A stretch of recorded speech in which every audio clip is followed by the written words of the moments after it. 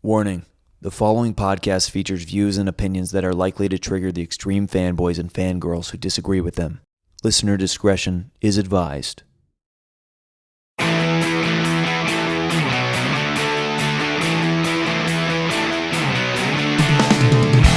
Welcome back, everybody, to another edition of Hot Picks with Billy Biz Rita. I always wanted to say that. I always thought it was Redux as a kid. It's not Redux. So classy. I think I learned that from Hot Shots Part D. See, mine was Apocalypse Now. Mm-hmm. I think they did redid whatever. No one gives a crap. No.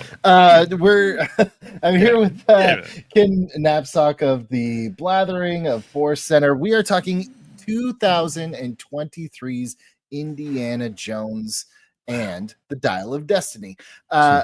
Ken, you were on for I can't remember what season was of the show, but we did Temple of Doom, and it was right as the pandemic. It's literally like 2 weeks in, and it's so funny because I listened to that because I wanted to make sure I wasn't stepping on anything, and we were talking about how Temple of Doom was a product of the mindset of George Lucas and Steven Spielberg at that time.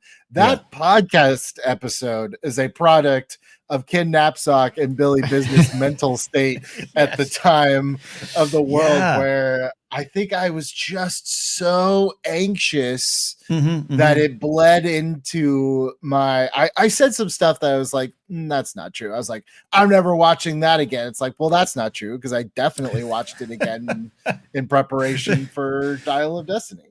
I don't know about this COVID thing. I'm never watching Temple of Doom again. That's so definitive. I don't want to go down the rabbit hole of that 5 years out, but that's an interesting time, because I remember we were supposed to record at your house, and I was a little flippant on I'll just pop over, and you were like, no, and I had a pregnant wife at the time. Yeah, like, no way, man, no way. Yeah, and I had sadly, like 2 weeks in, a friend lost his father, and I just had a big sea change in my view of the world and how to have empathy and compassion and understanding for the horrors that are around you, which has been a skill I'm glad I have as they continue to get worse. But in the middle of all that was Temple of Doom, a movie which I think I love a little bit more than I did 5 years ago, which is interesting. Another journey.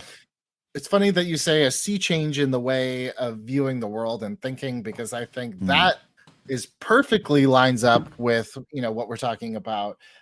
Let's go back in time a little bit, not necessarily where you think we're going.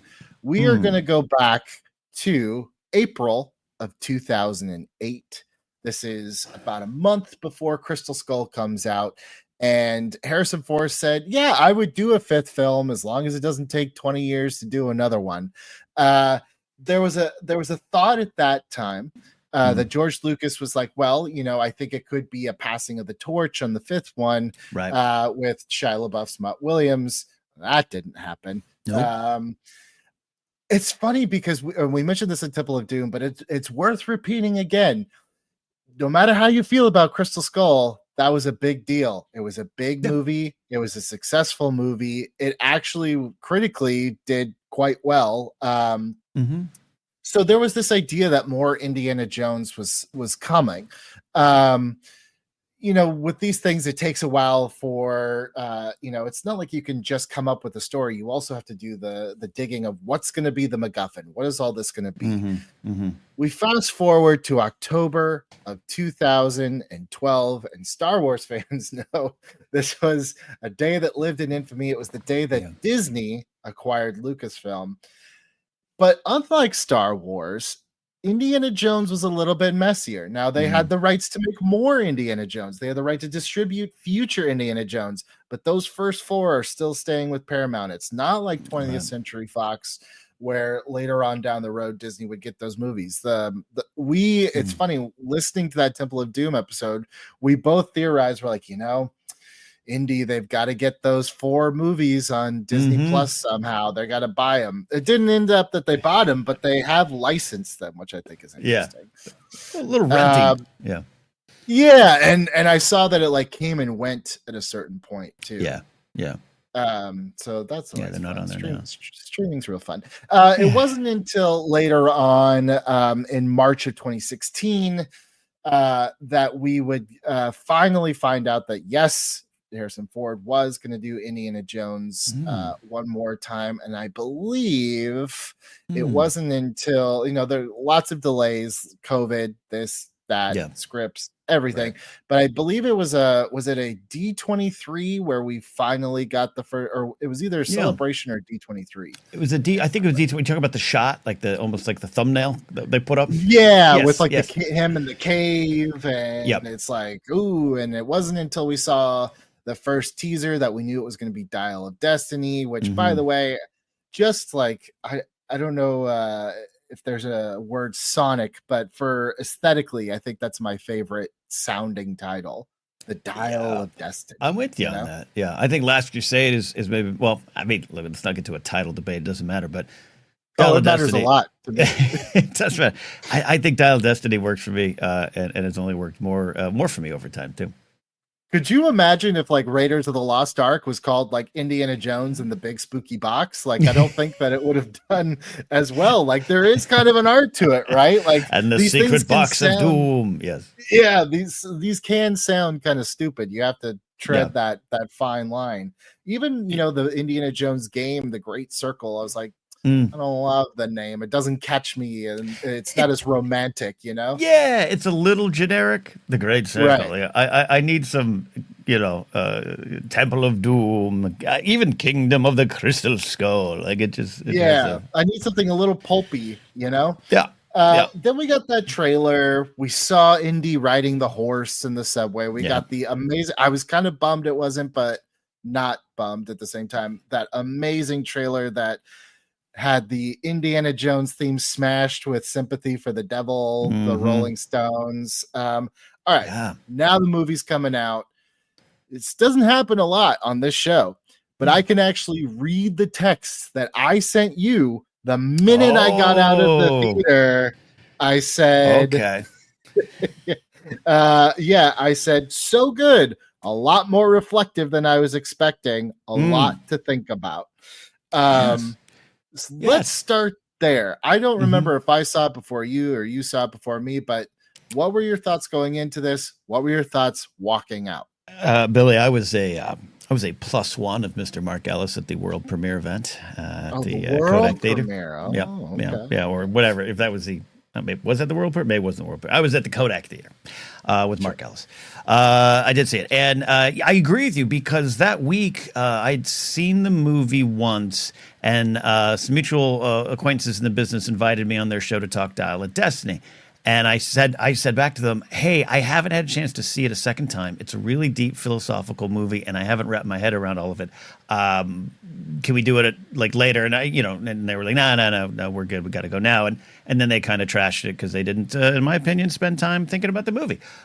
So I really agree with you in terms of the reflection, the introspection, and the tone and tenor of kind of the deep thoughts of Indy.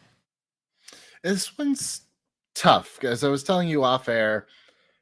Normally, I remember Crystal Skull, I saw it 4 or 5 times in the theater, and then I was just counting down the days until it came out that I could watch it at home.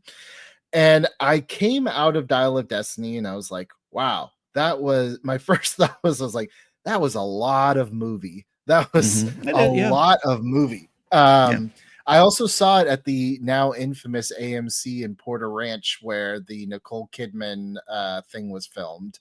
Is that where it was filmed? That's where it was filmed. Brand new, gorgeous AMC.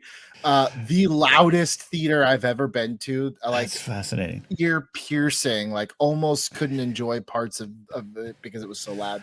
But I was this is a lot of movie. Porter Ranch is a great spot. That's also where I bought my Phantom Menace figures at Toys R Us. So a lot of history there. I love Porter Ranch. I'm sure everybody that's not in the valley is like, huh? What are they talking about? So I saw it again with my father-in-law because he's a big Indiana Jones guy. And he said the same thing. He was like, wow, that was a lot of Indiana Jones. It's I know. I couldn't wait for it to come out because I was telling my wife, I was like, I think this, it's really good. And the third act is so cool. Last Crusade might still be my favorite, but this is close. This is close. It came out on digital late August, and I was just like, I'm going to get to it. give me a minute, like I just got stuff going on. And then time kept going on and I didn't get to it. I finally did watch it again and I was like, that was great. And then I put it on the shelf and I didn't touch it again. I did touch the other ones, but for some reason I wasn't going back to Dial of Destiny. And it made me think, like, it's not that I don't like it. Why am I not going back to this again? And so that's why I wanted to do it on this show, because I was like, I need to figure out like my relationship with this movie. And I've kind of boiled it down to, I'm not saying I agree, but I'm saying I understand. I can understand the people that went into Last Jedi and were like, this isn't Luke Skywalker. That's not what I want from Luke Skywalker. I think there's a part of me that is, and I get that's what the movie's about, but there's a part of me that's like, it doesn't feel Indiana Jones, because there's a lot of character choices by Indy in this movie that feel not Indy. This is a guy that doesn't feel like he wants to be on this adventure. And I feel like there's something, I don't know, there's something about that like doesn't sit right. Every time that Indy goes on an adventure in one of these films, even Crystal Skull, where it starts as like a rescue mission, the Crystal Skull, the Mitchell Hedges skull, was still something he really wanted. He always wanted. This was more just like, I need to clear my name, which never made sense to me at all. That plot point makes zero sense to me, but it was just like an obligation. It never seemed like he really wanted the Antikythera the way he wanted everything else. Yeah. Okay. So this is not like hot takes with Billy Patterson. This is hot takes with Billy Patterson. This is like, I need therapy on this. I need to talk through my feelings. Well, it's interesting because I acknowledge what you're saying as a fan of Last Jedi, a big fan of Last Jedi. I always point out that I too came out of my first viewing and we all kind of looked at each other and we didn't know what to think. And I always say that is fine. And you're on board with me. So I'm not talking down to you, talking at you. I'm trying to work this out with you. So I understand what you're saying too about Luke. Yeah, I would have loved him to grab a saber, run down the hill. That probably isn't true to him at that time, based on what the fact they had disappeared. Let's not turn into a Star Wars discussion. With Indy and this one, I understand. I guess my question is, is it a mirror? Is it too much of a mirror to you in your life? Are you afraid of it? Does Harrison Ford coming out recently saying, yeah, I wanted to do this film. I wanted to see what happens when Indy is an Indy, when he's got when society's moved him by, he is not who he once was. And that's realistic to just age, and the big questions of history and legacy, which are at the center of this film. Does that make you feel any better about what they did, but also, again, like the old classic rock song, I'll be your mirror, reflect who you are. Are you afraid of something here? Let's dive in deep. So at first I thought, is it that? Is it just, like, look, I'm not old by any stretch of the imagination. No. I'm headed that way, I'm on the other side. There's something about 35 where like you're on the other side of 35, like it starts, Yeah. I think it honestly, to me, like the more, especially watching this again for this, I was like, I understand the story. And if it was a different character, maybe I would feel differently. But the problem is, it's like, it's not at this, like you drop this big contemplative think piece in the middle of something that was never that. Like, all these movies are based on these pulpy serials, and they've all kind of like, I'm not to say that they don't have themes or even weighty thoughts, but it's just like, it's almost not in the spirit of what Indiana Jones is. And when you go back to like Kingdom of the Crystal Skull, you kind of are retreading the same thing, in the sense of like, we find Indy at a place where he's lost a lot. He lost his dad, he lost Marcus, and he's living in this world that kind of does feel a little bit like it's passing him by. And then his son comes and gives him that shot in the arm. We start this one and it's like he's lost everything and he's living in a world that's passed him by. It's like, oh, we're kind of doing it again, but to a dark extreme. And when I say like it tonally feels so different, it's like it's literally lit darker.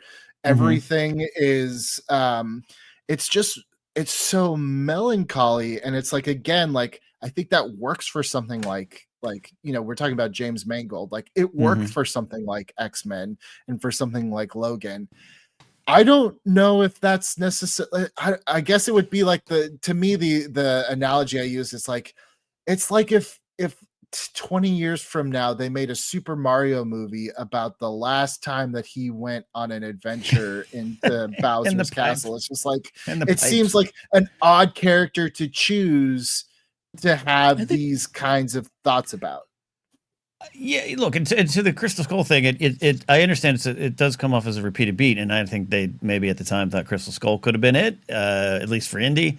The big thing central to Kingdom of the Crystal Skull isn't so much the world passing by. It does, and you're not wrong. It's what you think you are is being redefined, and you have a chance to redefine it in a certain way. The movie is heavy on 1950s America. It's 1950s.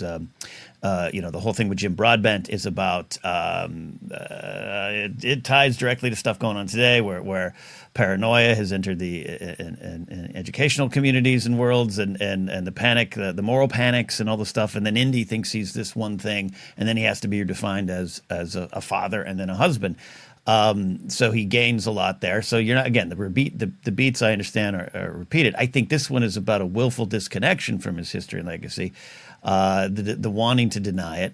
The first line of the movie is "Tell us your story," and then he had one of my favorite pieces in the movies was when Helena Shaw shows up in the classroom, and he is telling this great history. And he has a line somewhere in there. I didn't watch it this morning to take this note, but he has a line about, like, who's going to be left to tell these stories, and he feels so disconnected from it all.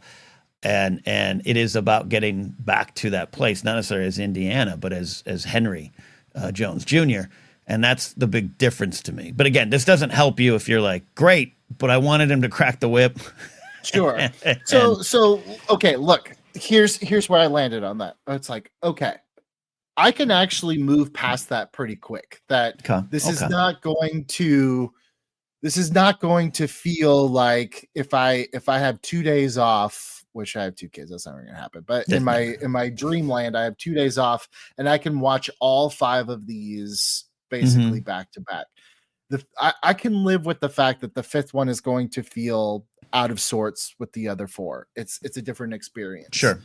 So now living within the experience that is Dial of Destiny, there's so much of this movie that I absolutely love, but I boiled it down to really just like 2 things that kind of bother me a little bit, and one that I almost feel like kind of kills the theme of the movie for me. So let me get into those. Yeah, and then I want to talk about all the stuff that I do like, but I feel like in rewatching, like, these 2 things kind of was just like, wish that didn't happen. We get this great kind of like indie set piece where he's underwater, and like, the eels are kind of a fun new thing, because you always wonder, like, okay, it was snakes, then bugs, then rats, like what's going to be, and ants, what's the new thing going to be? Eels. That was pretty cool. Yeah.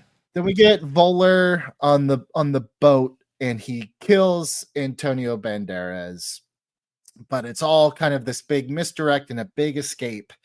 And you get the rah-rah moment of the dynamite, and they get on the boat, and they're driving off, and she's like, yeah. And he's just like, my friend was just murdered. And he's admonishing Helena, but he's also talking to us, because we just had that rah-rah moment with the characters. We just had that big escape moment that we look for in an Indiana Jones movie. And I think the problem with that is, when you watch an Indiana Jones movie, they're asking you to a certain extent to suspend your disbelief of what's happening and to go along with this adventure.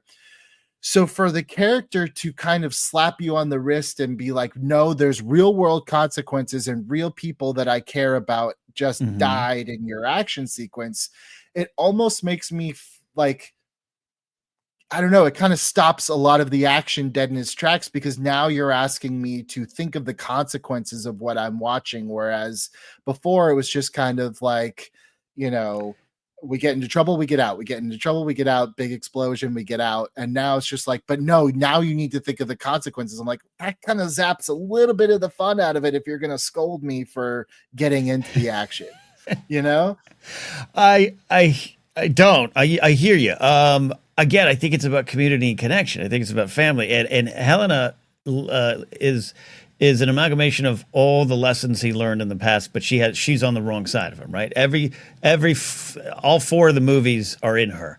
And the journey that she's on is one that needs to be not course corrected, but she needs to grow. She needs to change. I think that's one of those moments of him kind of pointing that out as she changes, as she, because again, he wants to leave it all behind, and she learns, no, you have to stay connected. You are not going to be, I'm not going to come back and say, I got the thing back, but Indy died. Like, no, I'm saving you. That's more important than anything. And I'm not saying they should have stayed on the boat and blown up and saved Antonio Banderas, but that's where I took the moment. Again, is it a lesson? Yeah, but I mean, I think the other films have them too, but maybe just not as explicit as that moment. Is he too grumpy for you? Aren't you sad that Antonio Banderas died? No, because I don't know who he is. Like, you know, he's like his friend. I get it, but you tell me he's important. Okay. And that's great. He's got 3 minutes. It's not like I connect with this character. And really, like, they get that big hug when Indy shows up, but then they don't interact very much. There's no, like, you know, I think there still could have been something that cemented that loss. It just seemed like such a.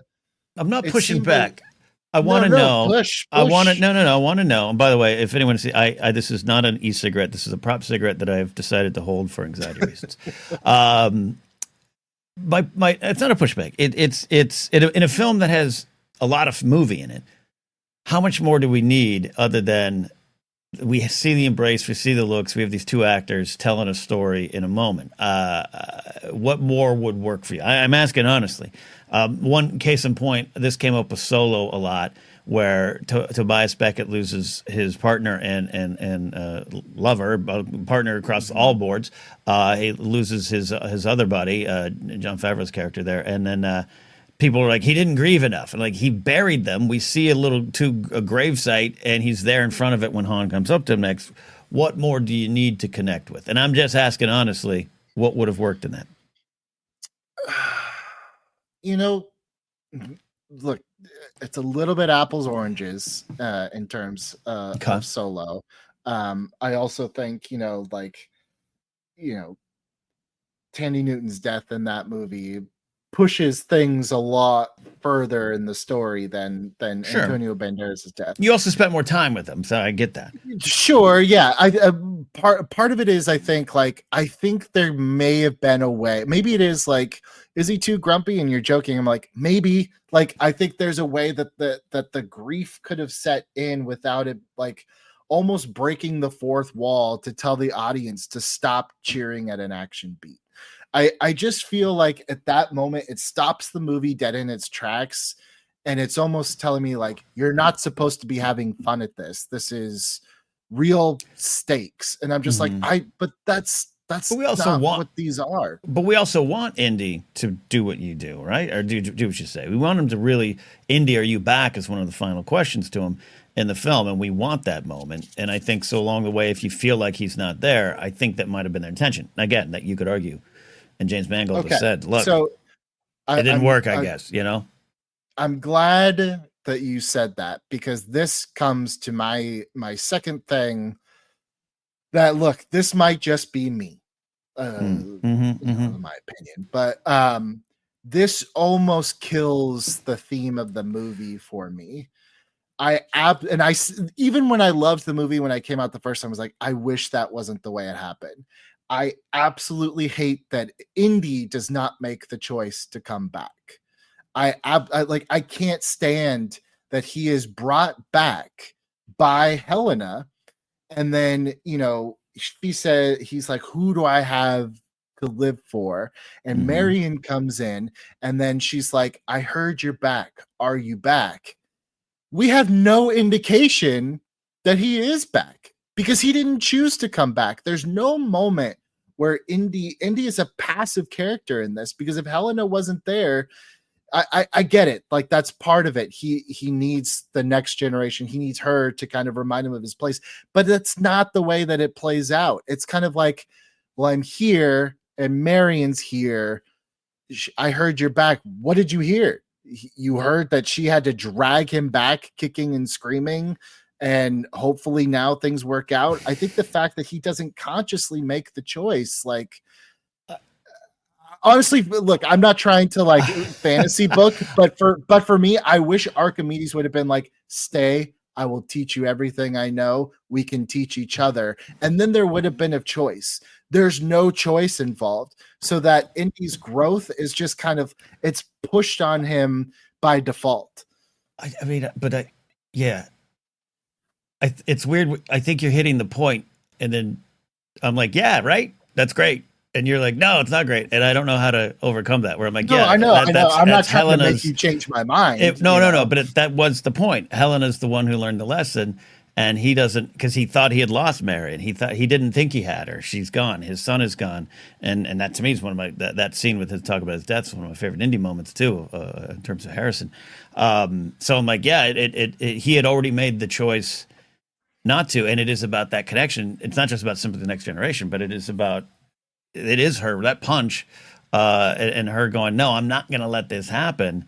And I do think until that moment, he wakes up, he thinks he's alone.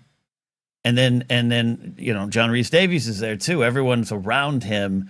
And I think that is not just a eureka moment. I think that's sometimes the way life works. And he does reconnect in that moment. I don't think he makes a choice to that moment. I don't think he makes a choice until she returns, Marion. Because he doesn't know. He wakes up. He'd rather be dead. And then we have these reminders, and it comes in and it's in that the choice is there. Is what I'm saying. I hear you. I get it. And again, this is why I'm prefacing with like, this might just be for me. I guess in Indy's you're last not alone. outing, Clearly, you're not alone. Yeah. With Indy's last outing, and Indy being I get it. Helena goes through a change, but so does Indy. And it's almost like they couldn't share the catharsis. Like one character had to be the one that walks away, with the aha moment. And I'm just like, I think I needed it to be Indy. And I just didn't it just doesn't sit right with me that he survived and he's going to be okay, but only because somebody dragged him to it. I for whatever reason, I needed him to make that choice. But that doesn't read as he would have died if not for someone in his life who loved him. That doesn't read that way to you? I mean, again, this could be, look, the folly could be, this was something that we all learned from the Star Wars sequels. The folly is it might not work for me because I wanted something else and it's just not that, I understand that. I want Indy to, I don't know. I just when he says I'm back, to me, it's a different feeling than it's a different I'm back than the I'm choosing life.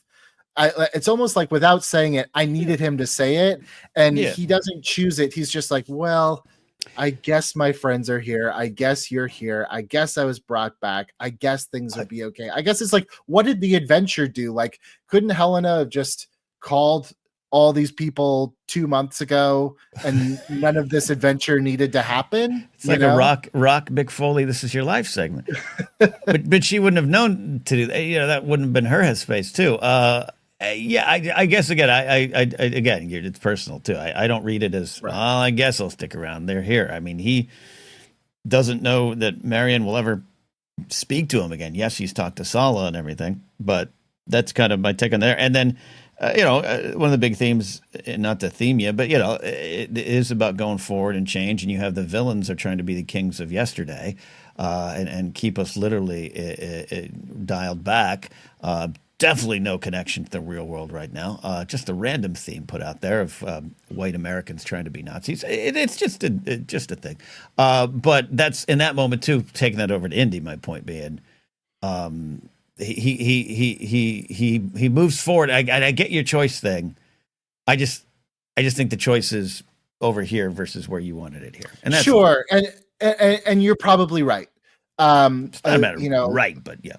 No, I think it's just like I almost I almost didn't want it to be so subtle. Like I almost wanted to be hit in the head with like, sure. This is the worst example I could possibly think of, but it's like the end of Batman Forever, where he's like, I'm both Batman and Bruce Wayne, not because I have to be, but because I choose to be. Like, give me that terrible monologue to like, I don't know. I think in my mind, I would have loved it if staying with Archimedes was a real choice, and history, Archimedes representing history, being like, stay here where and there's a whole world for you that could be back in the past. And for him to be like, I'm rejecting the past because I still believe there's more in the future, I think for me would have hit harder than I can't go back to the past now. I'm stuck here where I was,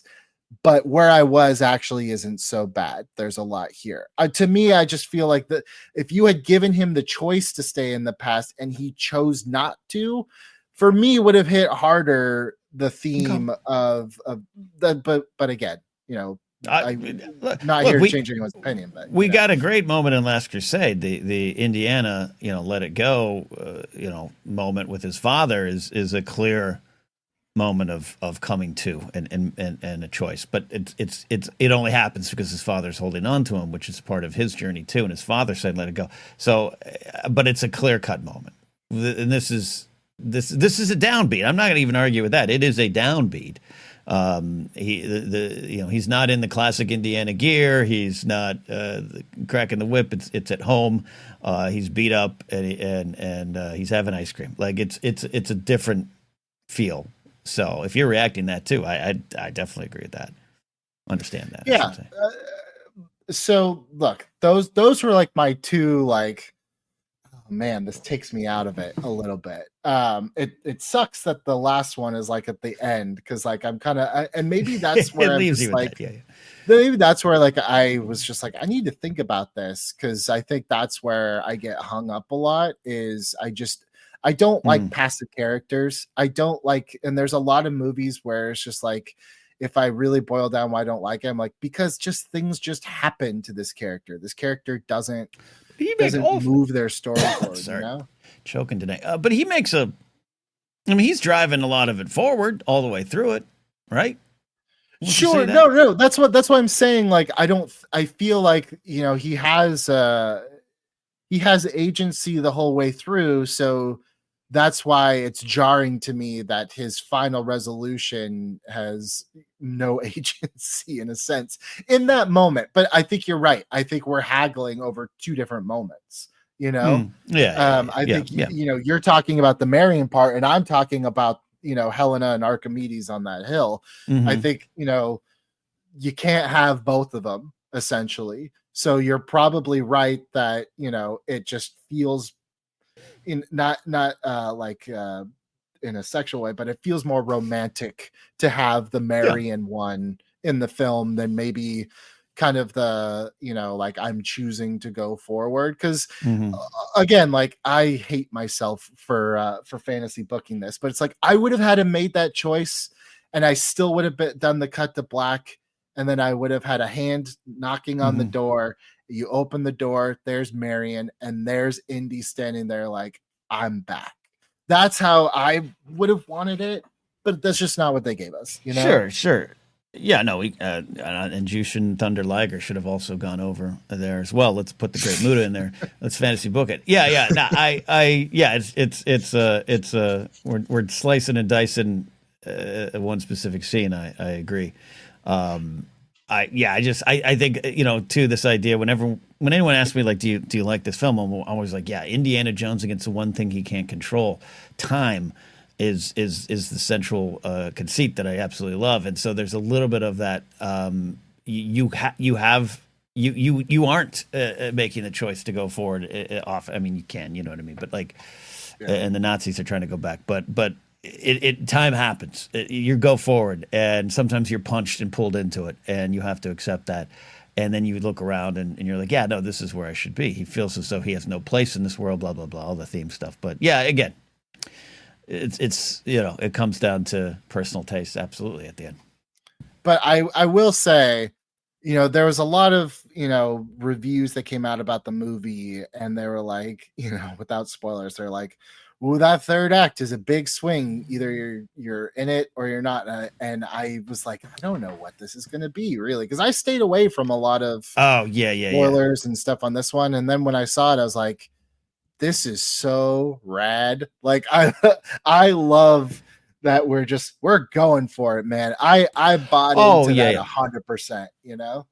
I'm with you. I'm one of those folks that like will get all personal taste, where like going to the Crystal Skull thing again, and maybe we talked about this on the Temple of Doom episode, but like, I'm one who saw it in the theater with great excitement. This is like my favorite cinematic character. Actually really liked it, even though I was like, yeah, a couple things here and there. And then got out of the theater in 2008 and was like, oh, I'm supposed to hate this. Everyone in my friend group said I hated it. I just fell to the pressure. But then later on, I was always like, I'm sorry, the refrigerator is more realistic than jumping out of a plane in a raft. It's more.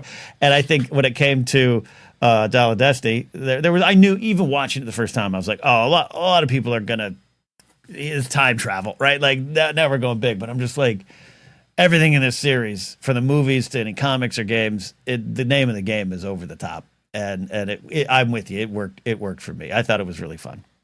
I also think it was like perfect because it's like, in terms of escalation in these third acts, it's like you can't get bigger than this. Indy is going back to the scene of the crime, to the historical place. Like, this is it. You can't top this in terms of a third act, I agree. Yeah. And it's subjective. Like, when it comes to like Marvel movies, I'm a casual fan for sure, but like, so I don't put a lot of stake in my own opinions of it. But like, once the multiverse started coming in, I was like, I don't do timelines. I don't do multi-earths and timelines. I don't do that too well.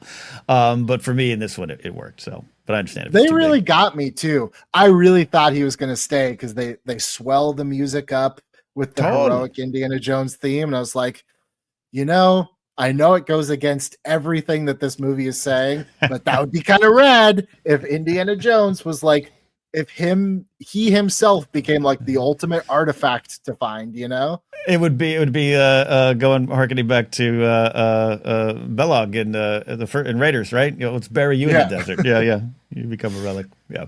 I really thought it was going to happen. I was like, that's kind of cool. It probably, like I said, it would undermine everything the movie said. Yeah. But it would have been a cool idea. Let's talk about the things that I really did like. I think, am I saying it right? Is it Voller? He says it with such panache that I don't think I can match it. Voller, yeah. Voller. Jürgen Voller. Voller. Mads Mikkelsen. I think is the Mads. I think he's the best villain in any of these. And I was trying to think, like, why do I like this one so much? It's like, all of the other villains seem, when you really think about it, seem a little bit aimless. Why do you want to find the Ark of the Covenant? Like, you don't even really know what it does. Why do you want this thing? I just kind of want to live forever. What are you going to do with it? I don't know. I feel like Mads Mikkelsen has the most focused kind of mission, which makes him more dangerous. He's like, I know exactly what this is, and I know exactly what I'm going to do with it. And and I think that makes him more dangerous, as opposed to like someone like Belloq, who's just like, well, I'm just going to find it first. It's just like, I don't care about anything other than finding it and using it, which I thought was just such a great I don't know. I bought this is a hot take, and I'm here for it because you're going against some sacred cows here. You're going against Belloc, a great rival, who I think is great, and I know you think is great too. But it's I actually, right, in terms of this conversation, having fun with it, I agree. I really love Cate Blanchett's kind of over the top performance, and it central to the theme of a thirst for all knowledge and this desire that you must have all the answers, and part of the hysteria and moral panic, and what's being kept secret, and I want to know all, and but she's over the top at times, and which again I think was part of the job. Walter Donovan's great. All this stuff, I agree with you, but it all comes down to me to the one scene when we kind of are reintroduced to Mads in present day, 1969, and that conversation with the guy who wheels in the food. Oh, this is my favorite scene that he has. It's the best scene, man. And it talk about real villainy and talking about someone who wants to be the king of yesterday, because I think he has a great end. He goes when the match is over for him at the end, just bringing some wrestling top. I love that scene, man. It is such a powerful moment. It is one that makes you have the not. I mean, yeah, it is kind of a tweener. Again, going around, it's a tweener moment where he's bad, but he's just asking this really question you can't ignore. Like, are you happy with your victory? Black man who's serving me the food, and this is as high as you'll go in this country right now. Like it's heavy and deep and layered, and Mads delivers all through the movie. But I think that's the moment for me that cements your hot take for me. I know, like, again, like, sometimes I see criticisms for Indiana Jones movies. I'm like, do you just not know what these movies are? People are like, he would never survive getting his head hit off that train. I'm like, I don't think he would survive standing on top of that train, to be quite honest with you. It's like, yeah, we're kind of splitting hairs here, you know? Like, you're buying this ticket for this ride, man. Like, I agree with you there. Like, again, I don't know. It's now become like, is a Die Hard Christmas movie kind of argument or something where it's just repeated too many times. But yeah, again, if you were okay with a raft in Temple of Doom falling out of a plane and just floating down with 3 people inside of it, you should be afraid with it or okay with anything. And yes, he survives that. What do you want? But it's a product of our times, right? Like, we had a long discussion at the end of our Temple of Doom episode about why Indiana Jones just isn't cool to anyone, like past my age, essentially. Did we? Younger than my age, I should say. Mm-hmm. Yeah, because I mean, the whole thing is like, why is Indiana Jones not cool? It's just not. Interesting. Yeah. And honestly, like, I don't think I need to tell anybody this, but just in case you're curious, Dial of Destiny was a massive flop at the box office. I think it lost Disney about 140 million some odd dollars, which for them is like a slow day at Disneyland. So like, don't worry too much about them. But I think one of the things is like with both Crystal Skull and Dial of Destiny, they've come out in an era of nitpickiness, of cinema sensing things. So it's like you can't get hung up on. There's a difference between like a plot problem, which this movie has a lot of them, and just something like, well, that would never happen. It's like, well, no shit. Like, obviously, none of this really happened, I really agree with you, because there was one argument right out of the theater that a friend was trying to start with me the first time I saw it, where he was just like, but that kid flew a plane. The guy about Teddy, the kid. I'm like, well, literally the first scene, he's being taught by a pilot. What, and not lumping you in with this person, I would never do that. But it's my question to you earlier of like, well, what do you want in the place with more Antonio Banderas, or what do you want to establish? I'd be like, what more do you want? Do you want him to 12 hours of flight lessons that we're going to see? Like, he's learning to fly, and he flies, and my friend was just like, it took me out of the movie. Like, I don't have anything for you.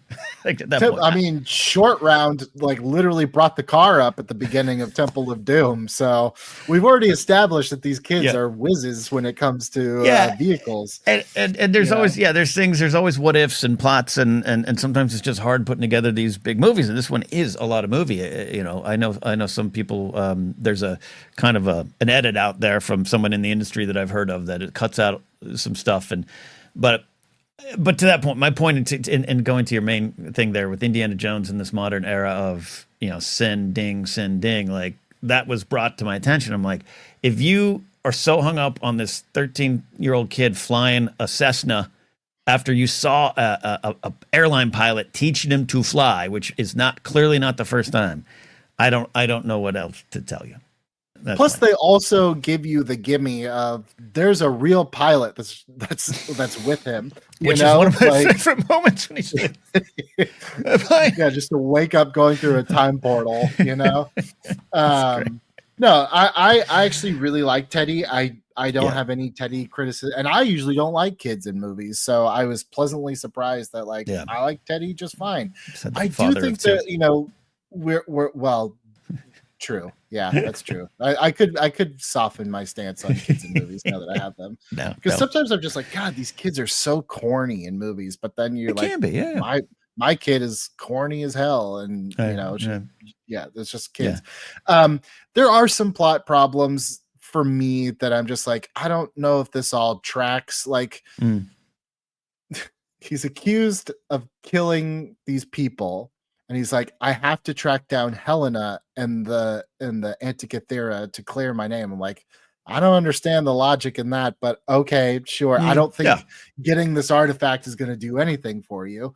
And then at the end, he's home, and I'm just like, you might still be wanted for murder. I don't know. Did that just go away? Yeah, and maybe theft from ancient lands. Yes, it's like you might not be back for long, Indy, because as far as I know. That's the cleared, next. Yeah, they're going to do one more film, but it's Indy's trial. It's just him in prison. There's some of those things too where I don't have anything for the critiques, but I also don't have any answers too of just you're trying to put it together. And it's tough too because, as you said, what more did you want? It's a lot of movie, and it's like it's a lot of movie. Yes, at the same time, the idea of Indiana Jones going rogue and being on the run, I feel like they didn't really capitalize on that very much. Mm-hmm. It would have been cool to kind of Indy's so close to cracking something, but then the police are on his tail. Mm-hmm. I think another character that I'm just like, I feel like there was either more here that they cut a lot out, or I'm just not sure, was that CIA agent. Yes. Where I'm just like, you were set up as being really cool, and then you exit the movie very quickly. Yes. And I think there's some great things. She does some great things in the movie, and then there's some. It gets into maybe bigger issues, but Mason's the character's name. Sorry, I was looking it up. Her death was really sudden, and I would have loved to have seen her around. I think there's some powerful stuff there, and again, Boyd Holbrook, excellent in his role, kind of a Southern white man learning to quite literally learning to be a Nazi and killing her is a powerful image. But I really enjoyed the character, and I had a little bit of that, okay, that's an early exit, that's an early powder. Yeah, I did catch on this watch, even though I've seen this a handful of times now, but it just never sunk in. She is on the phone with someone, hey, these guys went rogue and they killed 3 people. So maybe that's enough to exonerate Indy there. But also too, as an audience member, the only problem with that is as an audience member, I'm like, well, Indy doesn't know that he's off the hook already, but I know he is. So I almost want to scream you don't need to do this anymore. You can go home now, Yeah. Just again, I don't think it's enough for me to kind of draw the line in the sand, but it was something where I was just I don't know, it's a little loosey goosey how we got in the adventure, but I'm glad we're on it now, I guess. And you just kind of keep going, Yeah. And it's not quite a MacGuffin at all, but even some, I'm not going to bring in the Rise of Skywalker conversation, a movie I absolutely love, but I understand the criticism of the blade and when did Palpatine put it there, and that it in the whole. I agree, but it's there, and it drives things forward for me. And it doesn't sound like you're getting hung up on it, but it is kind of a big. No, it's a big. Just let's do this. Yeah. Mm-hmm.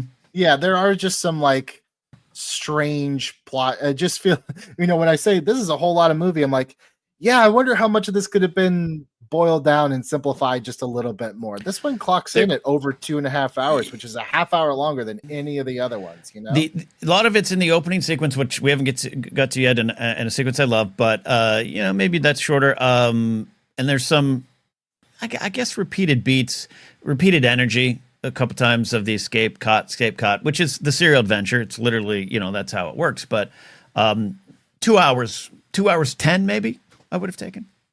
Yeah, no, this is a big boy. This is a 230, so you feel it. You definitely feel it by the end. Let's talk. But to your point, I know you said earlier you don't watch it a lot for other reasons.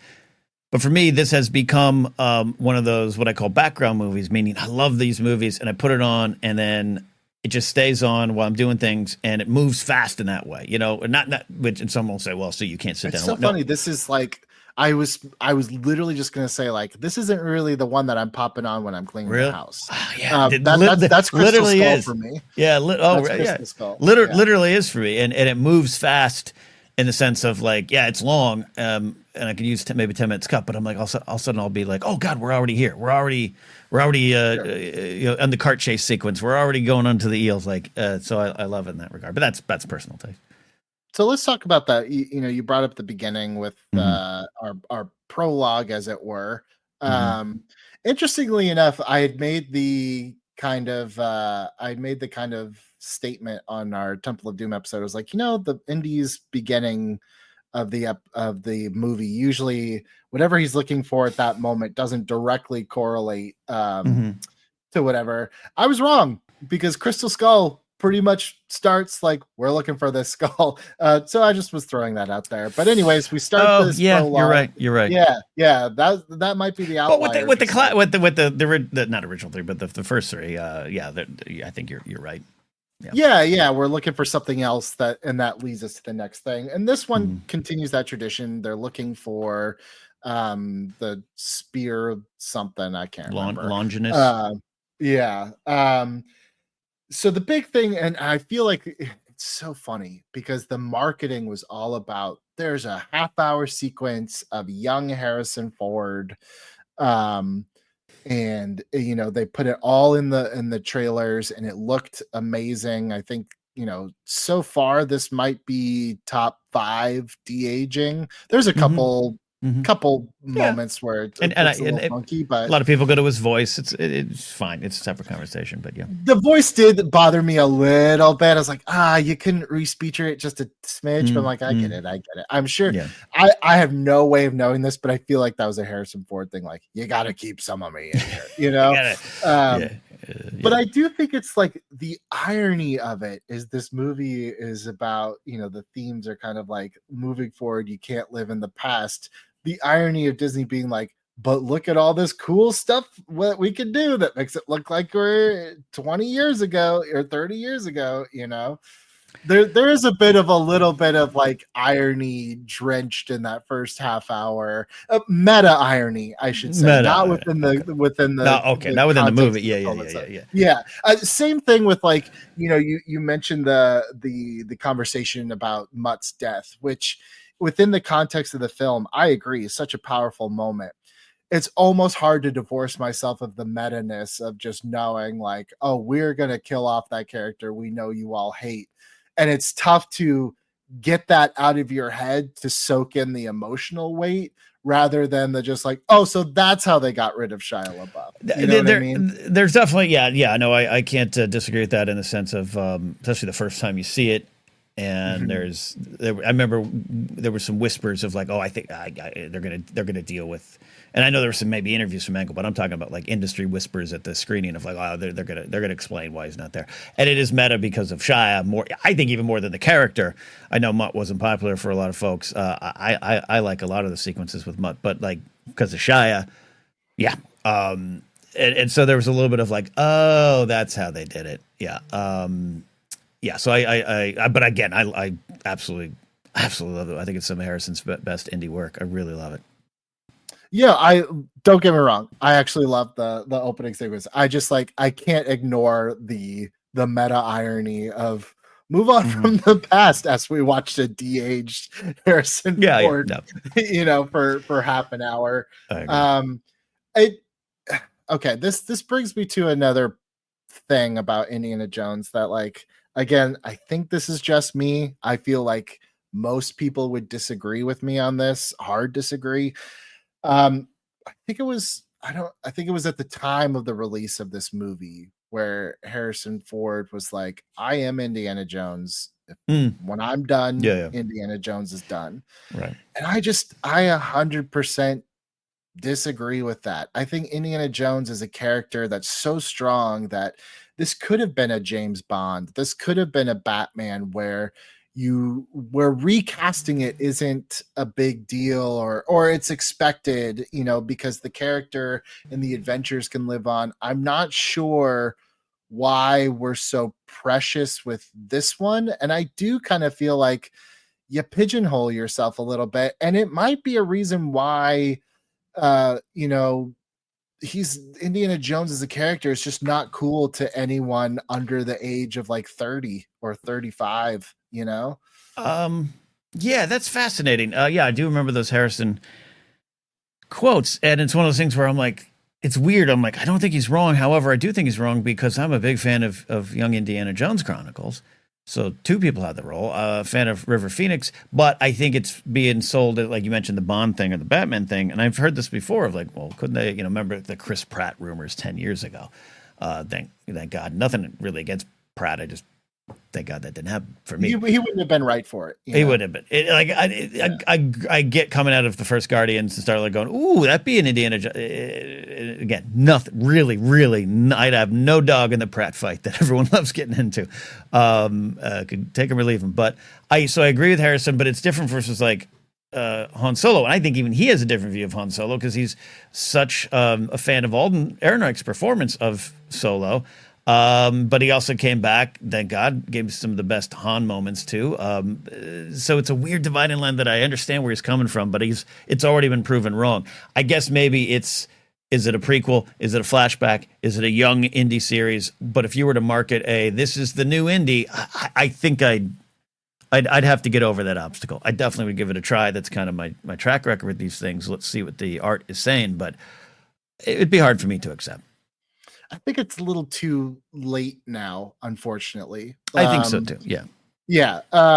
When this movie, so actually let me back up. When Crystal Skull came out, and we talked about this before, but when Crystal Skull came out, like there was this big indie energy for just a second. There were toys, there were posters and everything. And then the movie did really well, but no one bought the toys, no one, like the merch and everything just didn't move. This time I was actually, after Rise of Skywalker, I was like, okay, they're just not going to do a whole lot and I've just got to live with it. I was wrong. They came out with a whole new toy line, everything. And I was like, I don't know how this movie's going to do, but either way, this is never going to happen again. So you can't see it very well, but behind me, I have a bunch of like indie toys that I was just like, gotta get these things now because this is never going to happen again. And now I'm for sure, like, even though this video game, Indiana Jones and the Great Circle, it got amazing reviews, it sold really well. They'll probably do another one. It's still not going to happen. Like indie fever is just, it's never going to be 1980s again, It's a fascinating idea for, and I'm sure there's been some YouTube docs on it, but a deeper exploration. I agree with you of I think with a lot of things, when it comes to being compared to Star Wars in terms of figures, toys, merch, and that empire, pun intended, maybe that emerged of the Star Wars toys, it never caught on for anything else. Star Trek, and there's fans of Star Trek toys. I had no friends who collect them. The indie thing's a great example. In the heyday of the Kenner years, they're like, we got indie figures. I didn't know anyone who had them, I know 2008, you're so right. The big push in 2008 didn't work, but it was like, I was in London for Star Wars Celebration when they unveiled the Black Series line, and there was palpable excitement, but you're right, not the same. Indie has never caught on in that way. So it's a good think piece for you to put out there of why this beloved character, a legendary, iconic character, is just that. He's a character in a movie for a lot of folks.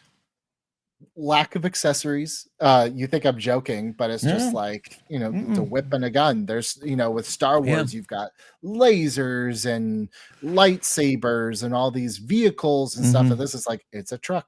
It's a World War II plane, there's not as much imagination. I also was thinking, I was like, how come Indiana Jones is so disconnected from, the generation now, whereas like Star Wars is not. And I think a part of it Right. is it does go to like, well, if I'm not indie, nobody is. It's like there is no Clone Wars for kids to get on board with. There Yep. is no, like we, one thing that we always love talking about is like everyone's entry point into Star Wars. Yep. It's like, well, your Yep. entry point to Indiana Jones is very narrow, Yep. like Yeah, I in agree. fact, if you are the one person that got into Indiana Jones because of the TV show, like talk to me. I'm very interested because I just don't think that's the case.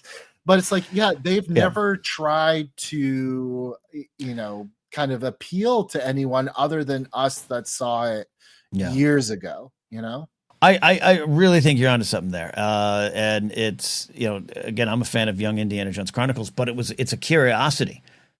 And my love of it actually really only exploded over the last couple of years because I was like, I watched it. I was one of the kids, like I was in high school, early high school, and it was like, we're all sitting down to watch it. And I remember the first episode being like, well, what was that?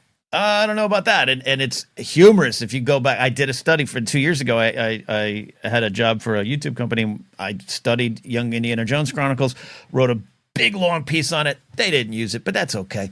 And in studying it, you just realize how bold Lucas was. Like, we're not just going to teach kids history. I'm going to teach them how to fight fascists. I'm going to teach them about World War I and how that effed up the world. Like, it was a deep history lesson. And it's not the Clone Wars, right? It's not what you're talking about. It's not Star Wars Rebels. And Star Wars continues to go on and grow. And generational exchange is key to that.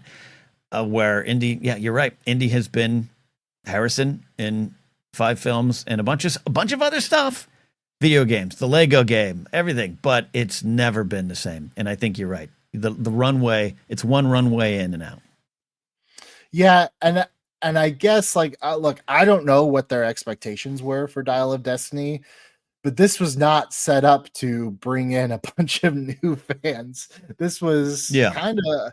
I guess it's just for us, like this, which is bizarre for such a major tentpole that is one of the most expensive movies ever made to make it for one. Like, this is kind of not for quadrant. Like, I guess throwing a kid in there makes you, think like, oh, but it's like, no, I don't feel like this was designed to make a bunch of new Indiana Jones fans, what's the point? I would agree with that, to a certain extent, meaning like, yeah, I'd love to think about it even some more. But yeah, Helena Shaw is a great new character. She's not Rey or any meaning she's not designed to be the next in the franchise, right? I don't think we're going to have her lead. Just like, the idea of having Shia lead maybe made sense to some executives then, but it clearly was never going to be the case. And yeah, Teddy isn't that. I love, now we got the Ke Kwan Renaissance, but like a lot of people want a short round series. I'd be so excited for that. I don't know if that would have the mass appeal. And you're right. It is like, you basically have to go, do you like this character that came out 40 years ago? And that's it, And it's my favorite character. It's my favorite character in film, but I was in. I feel like we'd be remiss if we didn't touch upon a lot of the backlash of Phoebe Waller-Bridge as Helena. To almost steal your phrase from the very beginning of this, is like, well, what is it that you wanted? Like, I'm not sure. Like, I hate to do this because it does minimize a certain section of the audience while also promoting the worst kind. But it's like, there is a part of this that is just flat out sexist and misogynistic, and we don't like her because she's a woman with agency that talks. Indiana Jones went woke. Remember that clip came out of her in the cart chase, and everyone a lot of that talk. Hey, and I'm with you. Oh my god, that clip, by the way, the tuck clip. Yeah. Look, clips from these huge blockbusters come out all the time.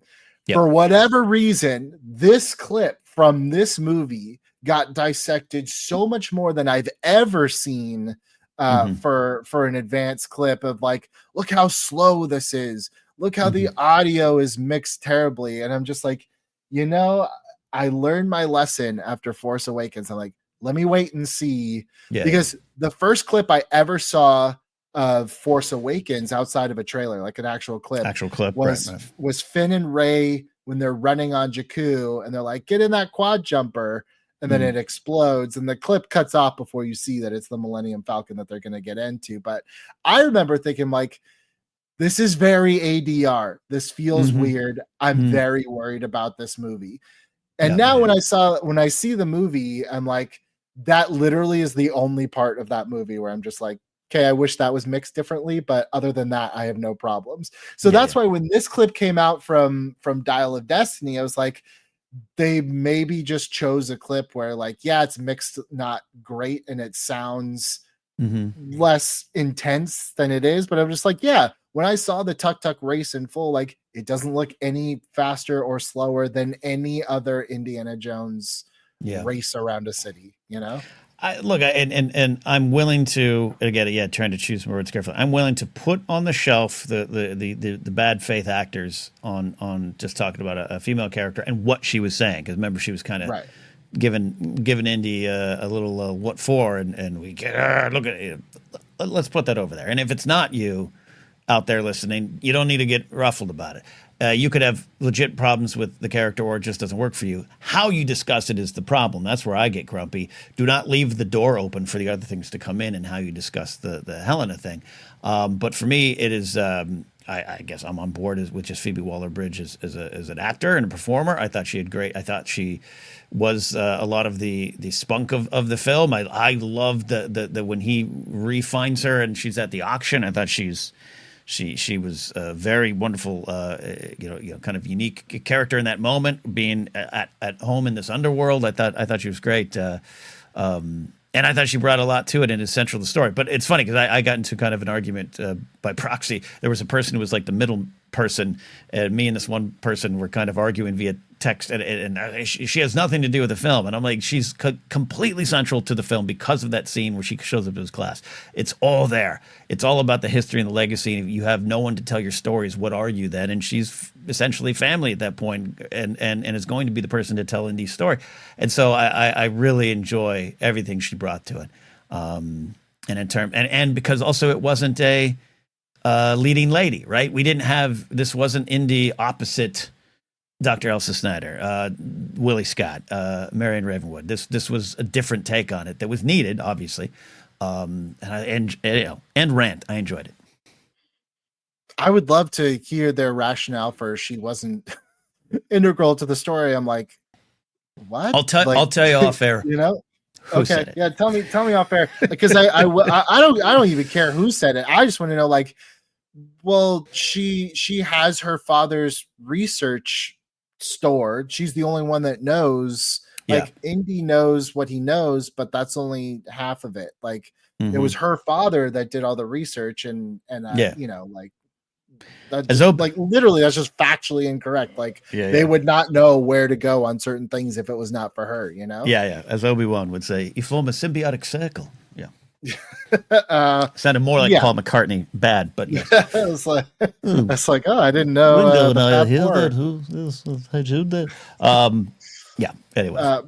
Anyways, I thought she was. I thought she was great. I never expected after the Mutt debacle that, like, they would even try to have her kind of put on any sort of fedora or be like, well, it's all me now, you know? Like, that was never even a thought for me. I was like, no. I somehow, like, even in Crystal Skull, it's like in the back of their minds, they knew, like, don't go all the way with this, you know, taking the hat back, you know? Yeah. Yes. Great point. I love that point. And also, I think you and I may have talked about this in Temple of Doom, but it's even more a belief of mine. 2008 was a different time for IP and soft reboots and all that kind of stuff.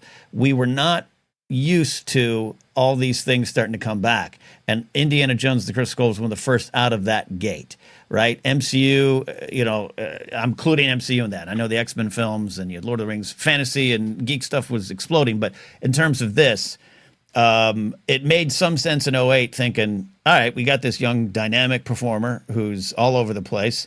Let's toy with it. I never thought this time around that was going to be the idea with her. But I could see it. I could see if, especially if you had some cynicism. But and that's what it is, cynicism, and it's maybe sometimes misreading. I go to, of all the things of Last Jedi and the big debate around it, to marry Blag, aka Broom Kid, at the end. There's so many people that came to me and was like, so clearly he's going to be the main character in the next sequel. I was like, no, what are you talking? Like it's literally Rian Johnson on screen. Like he's literally talking about how these stories inspire you. Like, but it's cynicism based off a lot of what you and I were talking, the dings and the this and the that and the honest trailers and all those things that you and I worked with and worked for. It's part of the cynicism here where, so she's going to be next. Like until the movie says that, hold your thoughts on that. It's not 2008 where that made a little bit more sense, maybe. Yeah, it was kind of like, no one walked out of Temple of Doom thinking the next movie was going to be a short round. Sure. Yeah. I don't think bizarre to me, but there we are.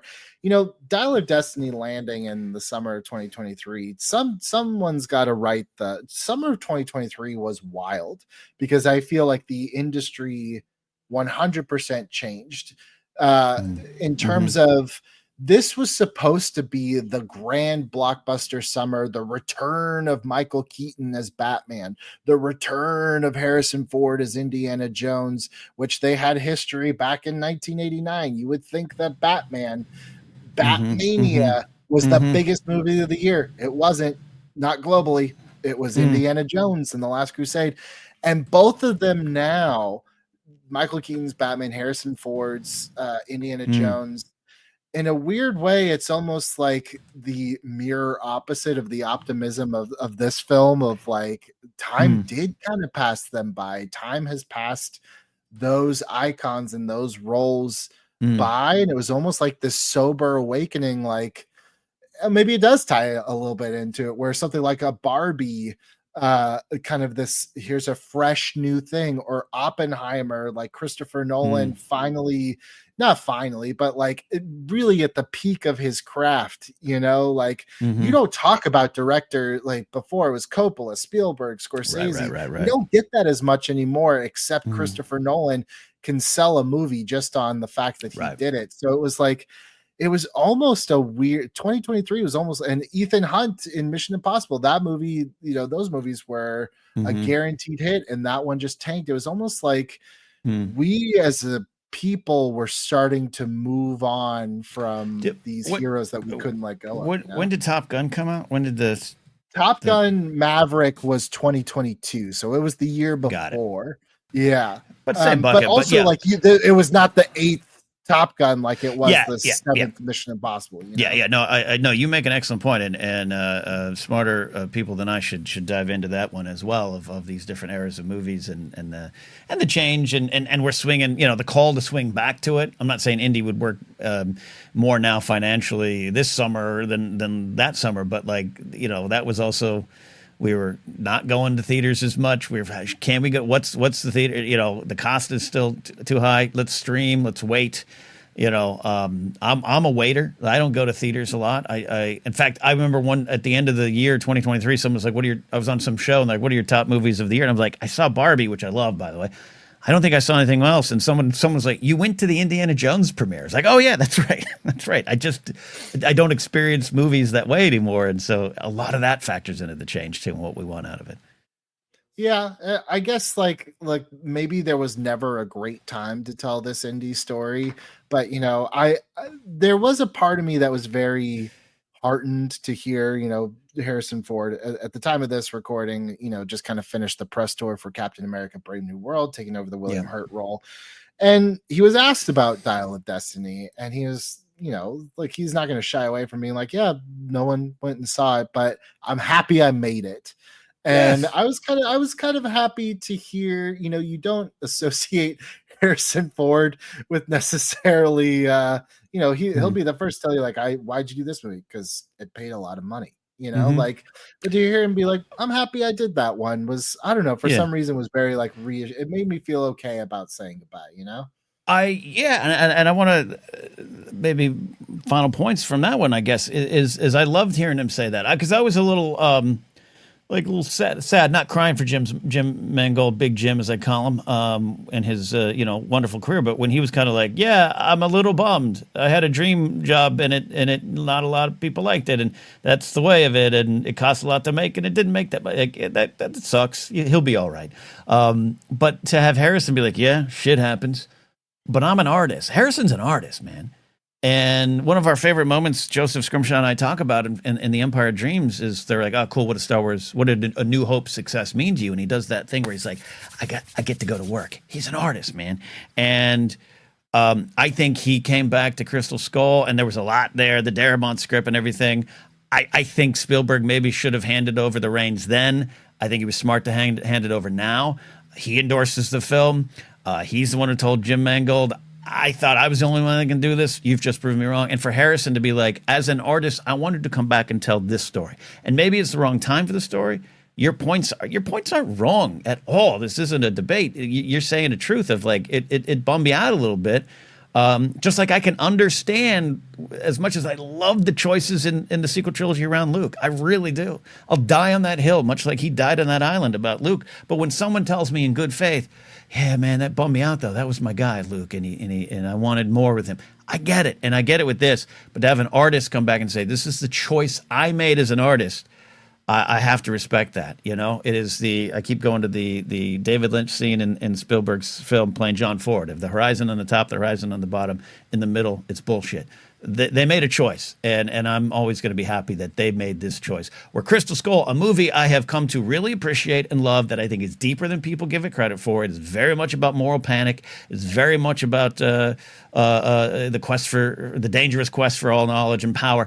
It's all those things. It still has a little bit of, we were figuring out how to redo these tentpole films, and not everything hits or holds up. And we got this new technology. Let's try to use it.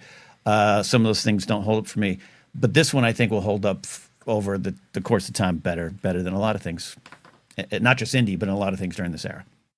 Yeah, I think it's interesting that Harrison Ford was like, this was the story I really wanted to tell. It's like, it's kind of in ways, not exactly, but in ways, it's very similar to the story of Han Solo and how that ended, where it was like he wants to revisit these characters that we as fans, we have people have built up on the highest of high pedestals. And it's almost like Harrison Ford being like, let's knock it down so I can try to be a real person and not live up to this ideal that you've made me, It's 100%. We could easily spin off to an hour of Star Wars. I know, but like, I will contend. The big three not being on screen in 7 is something I'm always like, wow, we got these films and we didn't see Han, Luke, and Leia together on screen. I understand that. I'm happy with the choices, but there's a pang in my heart for that. But for Han and Leia, the greatest love story of our time, if you're kids like us who grew up in the 80s and 90s,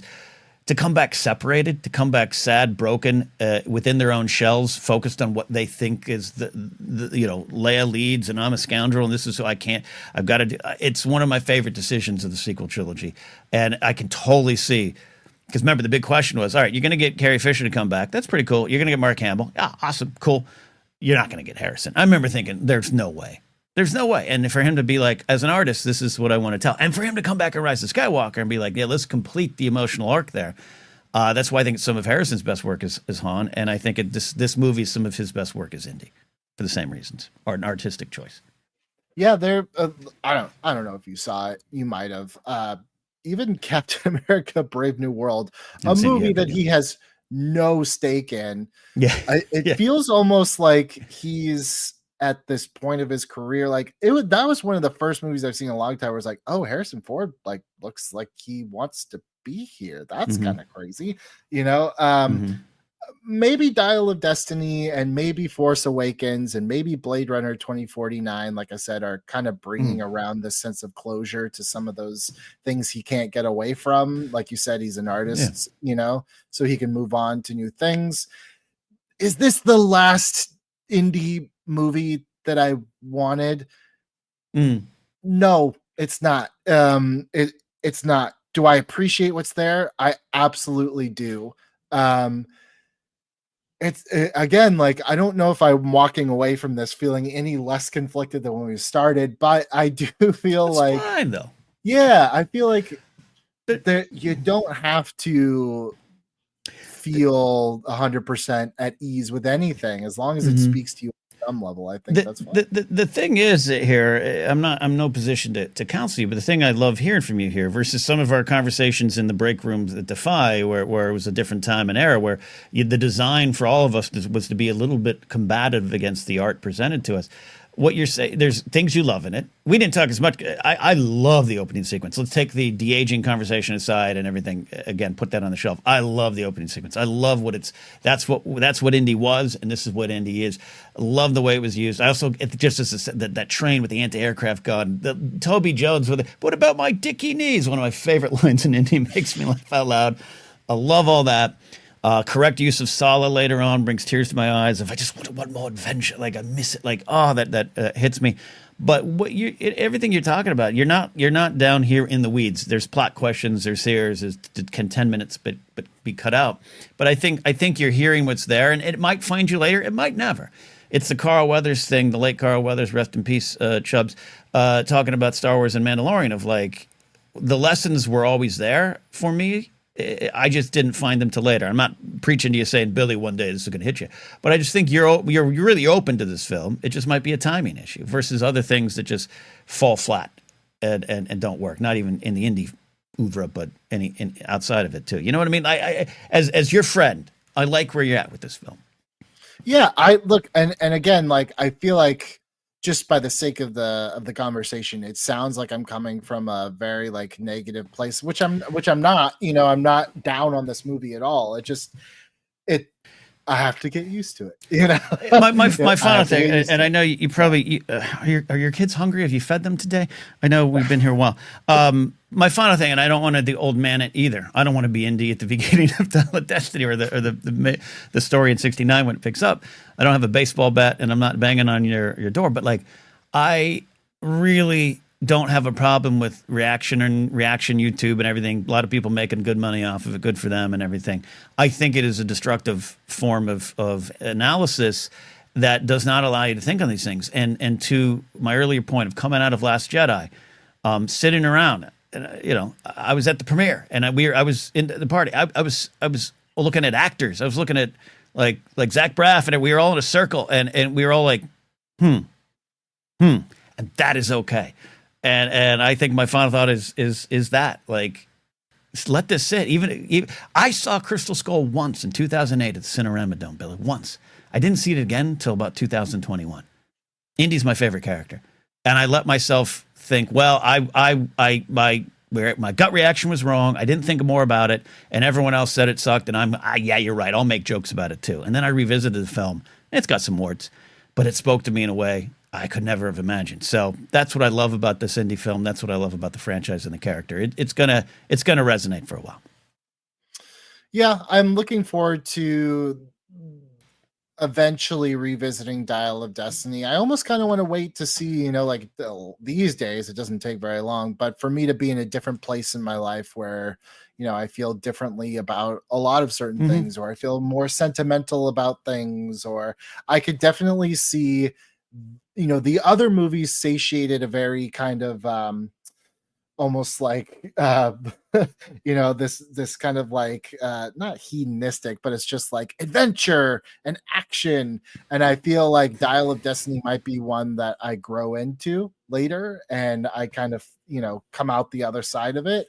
As it stands now, like I like Dial of Destiny as a movie. It's not going to be the one that I throw on every time, but I'm glad it's there for me maybe later when I'm more ready for it. Maybe I'm just not ready for it quite yet. But you're right. Reactionary is destructive. I hate just like, well, I need to decide. I literally just went to the bathroom after the movie's over, and as I'm walking out to my car, I need to decide if I loved it or not, you know? And again, God bless the people that make a good living better than I off that stuff. I just loathe the first reactions out of the theater, blah, blah, blah, blah, blah, blah. And that for a lot of folks, that's where it stops. That person might even move on, but a lot of people just watch it, like it, and then they go tell their friends, "Yeah, the movie sucked. That kid, he suddenly knew how to fly a plane. Stupid movie." And I just, you're missing out. You're missing out. But that's a different. We'll do the hot takes reaction culture. Well, that's why we recorded this 2 years after the movie has come out. 2 years, yes, 2 years, because that's how long it takes. But that's another reason why I wanted to have this conversation, is because I never want to be reactionary. I want everything that I absorb to mean something one way or another. Everything from Real Housewives to Dial of Destiny. Thank you, Ken, for taking the time to talk with me on this. Thank you guys so much for coming back and listening. Ken, where can the folks find you these days? I'm sure it's changed since Temple of Doom, right? It has. Hopefully you're not on Twitter anymore. I don't know. I still have an account. I maybe should delete it. I don't use it. I haven't used it in a while. You know, it's funny. I'm just looking up. I have an Indiana Jones fedora, and I'm proud of myself for not putting it on for this episode.